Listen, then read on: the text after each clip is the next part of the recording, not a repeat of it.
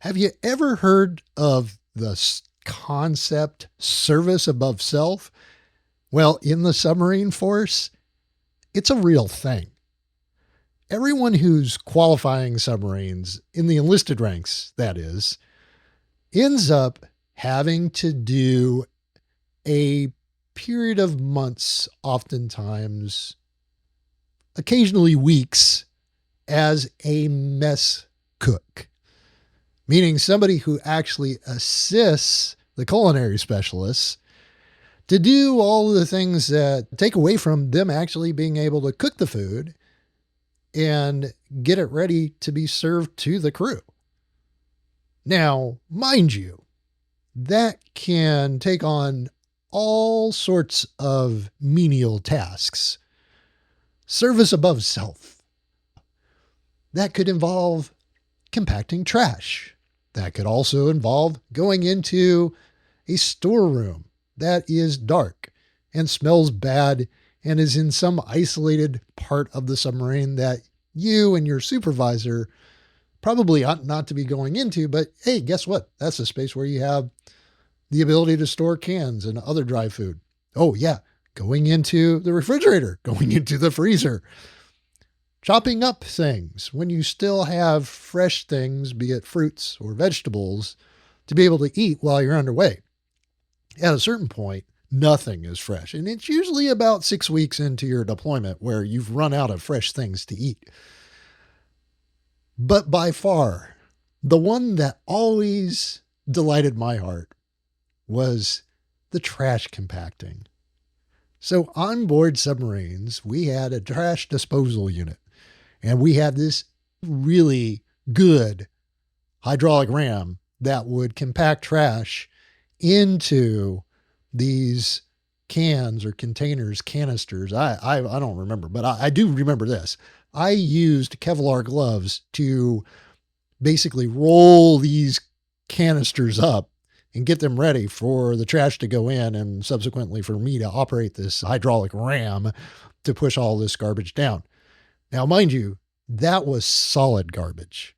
The liquid garbage, on the other hand, the stuff that you just couldn't compact, that actually would be handled separately in its own bag and whatnot. And the ultimate part of this whole thing was being there for the launching of said trash off the ship. We actually had trash disposal operations, and it usually was in the dead of the night when nobody was listening and we were not at risk of being counter detected, or I should say detected. Anyway, when submarines generally can make noise and nobody's listening.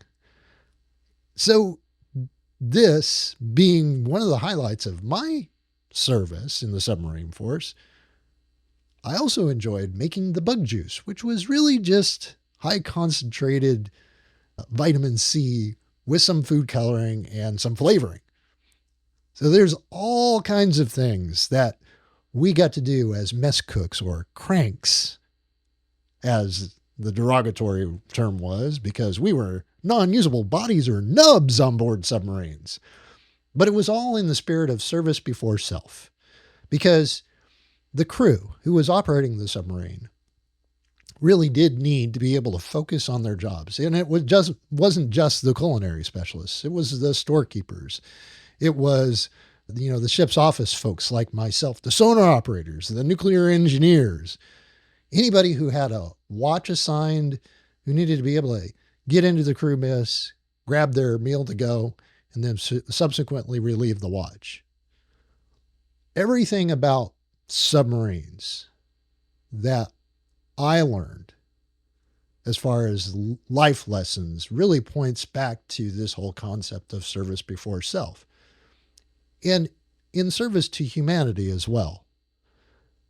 As a leader, this is one of the things that I try to keep in mind when somebody's asking me to do something that I don't necessarily feel inclined to do. It takes a lot of practice, and it is a skill that any one of us can develop as leaders.